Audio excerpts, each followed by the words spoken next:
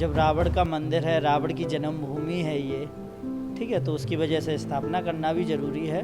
अब जैसे मथुरा में कृष्ण भगवान की जन्मभूमि है तो वहाँ कृष्ण भगवान हैं, अयोध्या में राम जी की जन्मभूमि है तो राम जी की स्थापना हुई, तो उसी प्रकार से ये रावण की जन्मभूमि है तो यहाँ रावण की स्थापना हुई है। राष्ट्रीय राजधानी क्षेत्र के ग्रेटर नोएडा वेस्ट में स्थित गांव बिसरक फिर सुर्खियों में है। इस गांव को रावण के पैतृक गांव के रूप में जाना जाता है और यहाँ पर स्थित शिव मंदिर को रावण का मंदिर कहा जाता है। अब तक इस मंदिर को रावण का मंदिर अवश्य कहा जाता था, लेकिन यहाँ रावण की कोई मूर्ति नहीं थी। अब यहाँ रावण की मूर्ति स्थापित की गई है, जो एक शीश की छोटी प्रतिमा है। शीश का रावण जन्मा था, उसी प्रकार से यहाँ भी एक शीश की प्रतिमा का प्राण प्रतिष्ठा हुई है और स्थापना की गई है।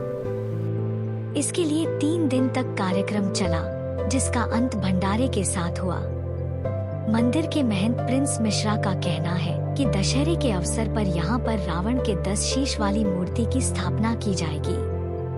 अभी एक शीश की प्रतिमा की स्थापना की है, जो अब दशहरा आएगा उस पर 10 शीश की रावण की जो प्रतिमा होती है उसकी स्थापना की जाएगी।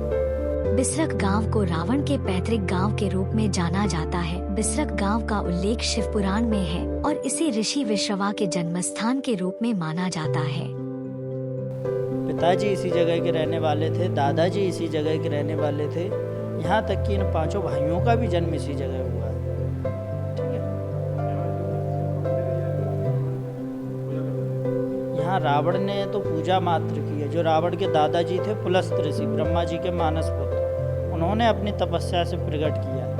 ये वो जगह है। इस गांव में अब तक 25 अष्टभुजा शिवलिंग मिले हैं, जिनमें से एक का गहराई में कोई अंत नहीं मिला है।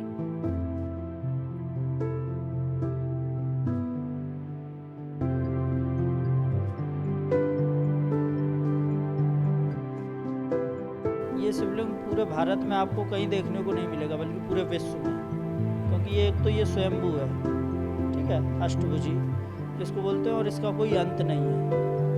ठीक है, इसकी काफ़ी टाइम पहले 35 फुट तक खुदाई हुई है। 35 फुट तक कोई अंत नहीं मिला तो फिर खुदाई करना बंद कर दिया। अरविंद उत्तम की रिपोर्ट।